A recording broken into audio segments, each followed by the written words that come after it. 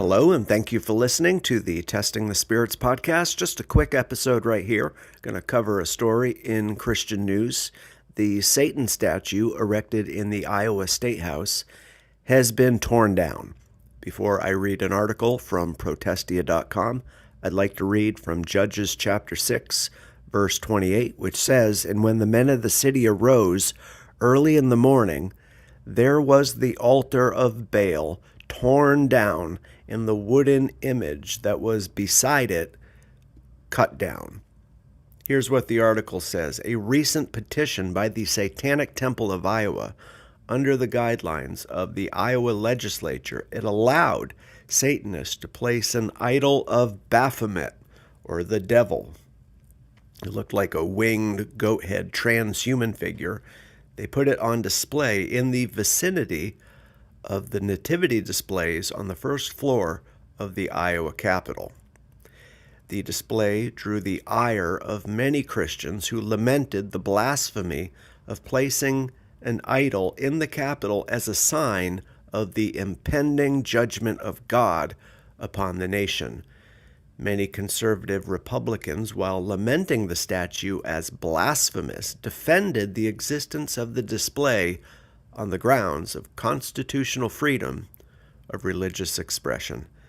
Republican State Representative and former pastor John Dunwell, who I did a video about, he defended the statue's presence, arguing that the Christian battle is not physical and that he didn't want the state to evaluate and determine the validity of religions.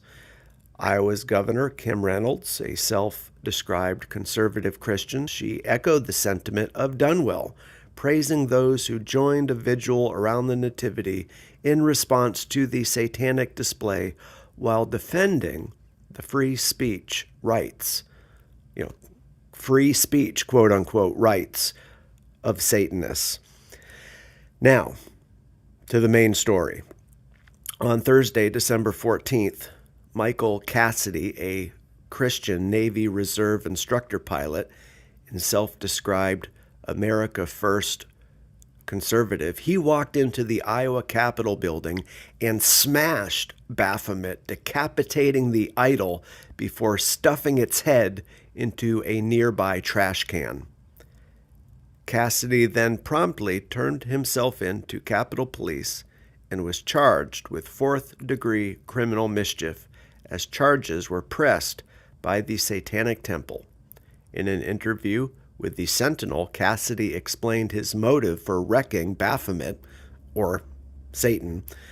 He says the world may tell Christians to submissively accept the legitimization of Satan, but none of the founding fathers would have considered government sanction of satanic altars inside Capitol buildings as protected by the First Amendment. Anti-Christian values have steadily been mainstreamed more and more in recent decades, and Christians have largely acted like the proverbial frog in the boiling pot of water. In a statement given at the time of his arrest, Cassidy answered the charges, and he said, "I saw this blasphemous statue and was outraged. My conscience is held captive to the Word of God, not to bureaucratic decree. So I acted."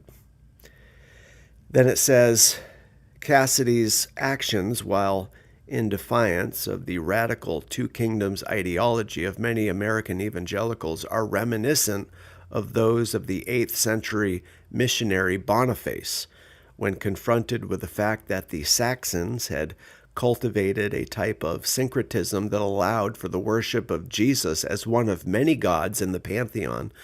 Bonface took an axe to their theory, chopping down Thor's tree, a pagan shrine, in an act that showed the impotence of the pluralistic pantheon of the Saxons. Rubbing the noses of the pagans in their idolatry, Bonface used the wood of Thor's tree to construct a church.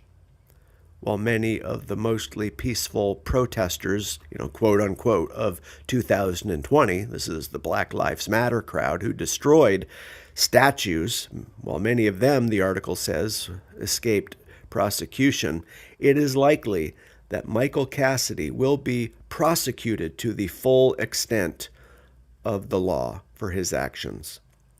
The act of smashing idols in the Iowa Capitol will undoubtedly be at the center of the Christian nationalism debate in the days to come. However, one thing is certain: Baphomet, a mere creation of idolaters, is just as weak as Baal, and he won't be defending himself or his adherents anytime soon.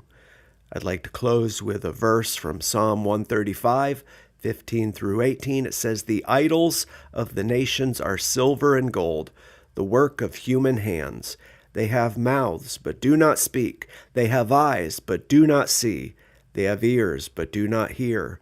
Nor is there any breath in their mouths. And those who make them become like them. So do all who trust in them." Thanks for listening, and until next time, may the Lord be with you, and have a great day.